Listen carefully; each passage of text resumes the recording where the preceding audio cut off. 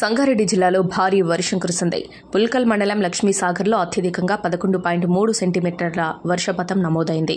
హత్నూరు మండలం గుండ్ల మాచనూరులో 5.2 సెంటీమీటర్లు, రాయ్కోట్ మండలంలో 4.7 సెంటీమీటర్ల వర్షపాతం నమోదైంది.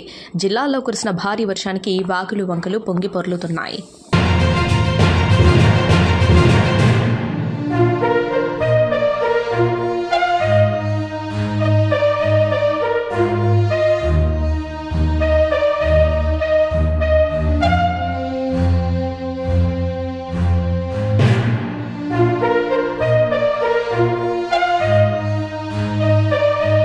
Hi everybody, this is Kiriti Damaraju.